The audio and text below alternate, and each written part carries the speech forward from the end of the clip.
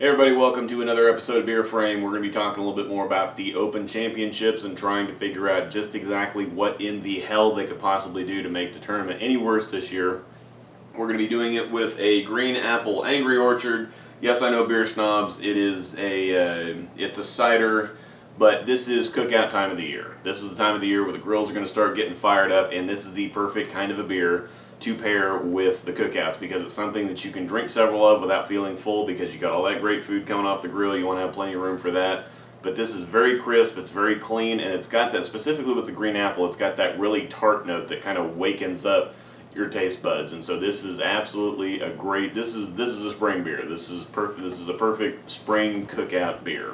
So the story came out yesterday that USBC, starting April 1st, which is this Saturday, was going to be making some changes to the squad times at the Open Championships to address a slower pace of play. Now, they've had their rules in place to combat pace of play. If you've ever been to Nationals, you might have seen the warning pop up on your screen, please pick up your pace of play. And I think here recently they had the video where the guy was shooting 800 in singles, and as far as the eye could see, lanes were dark. The scores were even off the telescores up there. I mean, everything else was dark, and these people were the last ones there finishing up their 9th and 10th frame. And I think that there was a rather large outcry against that, or kind of a backlash that they had. And now they put out some reading this article. It's all over Facebook, but it's on USBC's website too. That they're going to be adjusting squad times. Instead of 5 and 8:30, they're going to 5:30 and 9:30 with every squad in the evening the rest of the way from April 1st to the end of the tournament. They gave a figure that said that squads were running about 13 minutes slower this year than they were last year. I don't like this for several reasons, and it's just another bad decision in a long line of bad decisions that's been made with the tournament this entire year. People already have their flights, people already have their itineraries, people already have their entire trip figured out, and now the squad times are getting changed. Now, they're not getting changed that much. I realize, 5 to 5:30, not a big deal. 8:30 to 9:30 is the bigger deal for me, but again, it's an hour, and if your time schedule was so tight that an hour is going to screw it up, then you probably should have planned a little bit better, because squads do run over. It's happened before if you bowled the tournament for whatever reason, whether they have an issue with something or whatever. But the way that they're doing is completely misleading, and it's not... God, I just don't like it. I really don't like it, because instead of enforcing the rules that are already in place about pace of play, now they're going to take and they're going to change the entire schedule of the tournament for the next 3 or 4 months, or however long, April, May, June, and into July. Yeah, it's going to be 3 months that they're completely changing the tournament schedule after a month of people that have already bowled with the previous schedule. Now, they are going to be notifying people, so people are going to have plenty of time to adjust their plans or schedules or whatever. But it's the wrong decision. So instead of enforcing the rules that they already have, they're once again catering to this elite 2 to 5% of these prima donnas that need PBA courtesy and take 45 seconds to stand up there and waggle back and forth after every shot. These are the people, this is what makes no sense, is that occasionally you have slower pace of play for people that are throwing 2 shots every frame. I mean, if you get up there and instead of throwing a strike, if you're shooting a spare every frame, waiting for the ball to come back and then you get up there and throw it, it's about an extra minute per person per frame. If they're not having that great of a tournament, yeah, you can see where it's going to be going a little bit slower. But people that get up there, and it's always these good bowlers or the better teams or the prima donnas or the people with the egos that get up there and they have to give your 2-lane or 2-pair courtesy, and then they have to get up there and spend 30 seconds making sure that they wiggle around and that they do all their special I'm wiggling around and waiting for everybody to take notice that I'm about to throw a shot. And these are the people that are in contention. These are the people that are striking 75% of the time. So, if anything, they should be going faster than everybody else because they're only taking 1 shot the majority of the time. They should be done before anybody else is.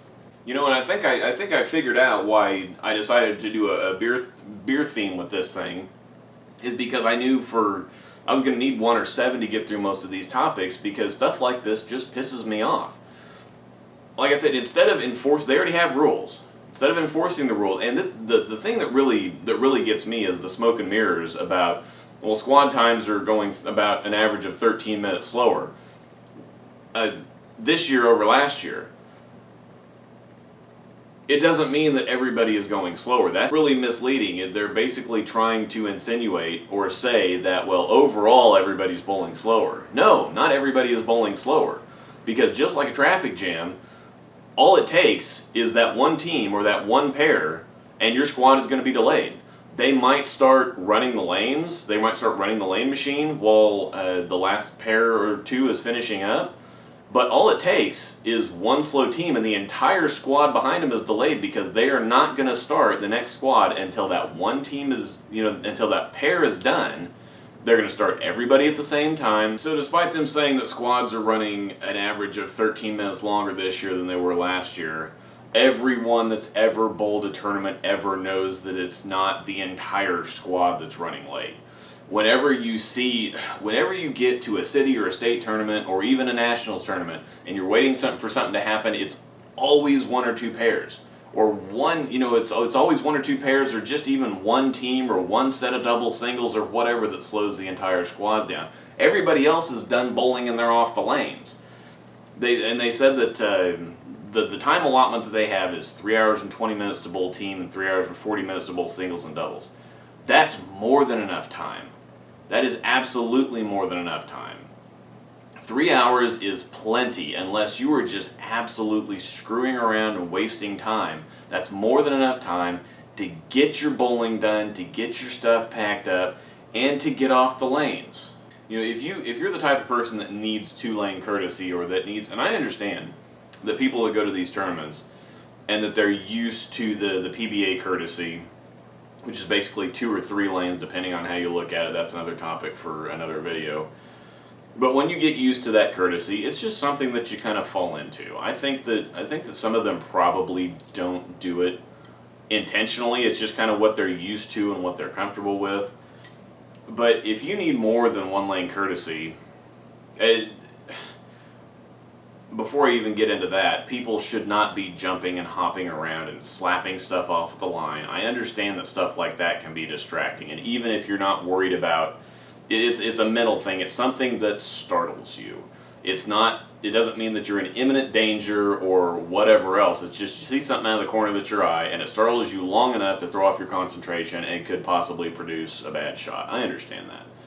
If you're walking shots off 3 or 4 lanes, Chuck Williams, or you're slapping stuff off, or you're standing forever at the line and you're wiggling, and you're doing all this stuff, all you're doing is being an egoist. All you're doing is trying to draw attention to yourself. You're being a prima donna. Just throw the shot, act like you've been there before, get off the lane, and get on with it. For as much as they've been wanting to grow this, and as much as they've been talking about participation's down, it's down because of dumbass decisions like this. I mean, this is a really ridiculously stupid decision. Instead of enforcing the rules that they already have, they're changing everybody else to fit these people who are breaking the rules.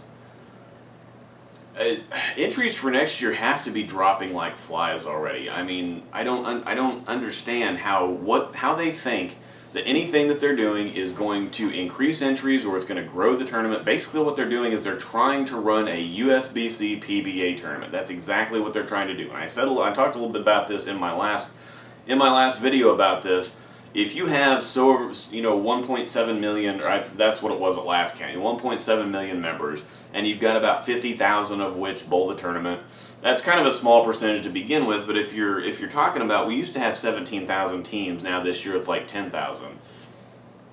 The average of USBC bowlers is something like 170. It's not going to fluctuate. It doesn't matter how out of control the scoring pace gets in regular leagues or whatever. 170 is about where it's going to stay, period. But if the point is that's your average, that is the group that you need to be targeting. And doing all this crap making it okay, so we're gonna have longer squad times, or we're gonna have squad times that are spaced further apart now. So not only forget the pace of play. You can take as long as you want to now. You can drag it out. You can take your 2-lane courtesy or 2-pair courtesy. You can stand up there and waggle and twitch for a solid minute. You can do all that crazy stuff that you want to do. Co-host. I mean, even my co-host here agrees. Don't you agree? What? Don't you agree it's really stupid, isn't it? Uh-huh. I know. I'd like to see the division breakdown of what percentage of the bowlers are what average. I would imagine that that you would have higher participation in the regular and standard divisions than you would have in the classic divisions, just because people who are more interested in tournaments generally are the people who are, you're not going to have just a regular once-a-week league bowler that average 170. They're not going to spend $1,000 to go to a tournament in Las Vegas. It's not going to happen. They might spend $1,000 to go to Las Vegas, but not for a freaking bowling tournament. But these are the people that you need to be targeting, because these are the people that you're losing. I mean, the regular tournament bowler is going to go pretty well regardless. I mean, something that was lost, I think, in the last video that I had is I really love the tournament. Like, I love the tournament the way that it was. The way that this year is, I'm losing a lot of interest in the tournament, because it's turning into such a freaking circus that I'm losing interest in it. I mean, I love going to the tournament, especially going to Reno, but just going to the tournament, the spectacle and the grandeur of it all, and just being at this tournament, and the tough shots that puts a premium on shot making, and all this stuff. I love the way that it is, but I think that it's a little too hardcore for the bowler that they're trying to aim it at. You don't have to worry about getting the good bowlers to a tournament like this. Now, I'm not a part of that elite percentage. I'm one of those guys that goes there every year expecting to cash, but not expecting to really contend or compete for anything. I'm so busy that I just don't have any time. I just don't have the time that I want to put into it. But I am one of those guys who would love to put a lot of time and a lot of effort into it. But I'm one of those people who just goes there. It's like, okay, if I get a couple $100 check back in July, right before leagues start, that's pretty cool.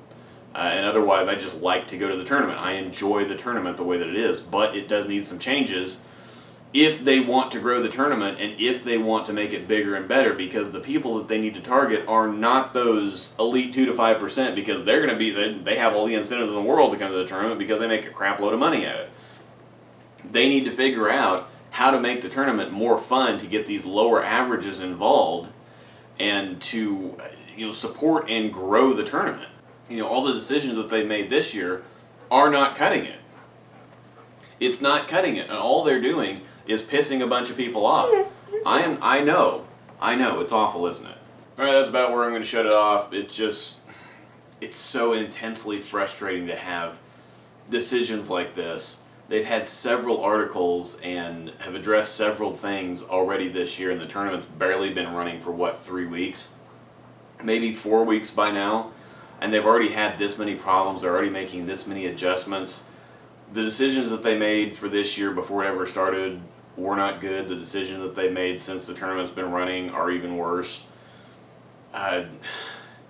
If their intention or their design or their plan was to destroy the tournament, I can't imagine a more perfect way to do it than what they've been doing it. They say they want to grow the tournament, and then they make a bunch of decisions like this, which just, they make no sense. I don't understand it.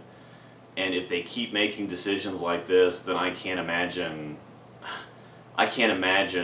Syracuse entries going up, and I definitely can't imagine the year. I think we're going back to, is it Reno in 2019? It's either, yeah, I think it's probably Reno again, because I think we start the Reno Vegas thing in 19.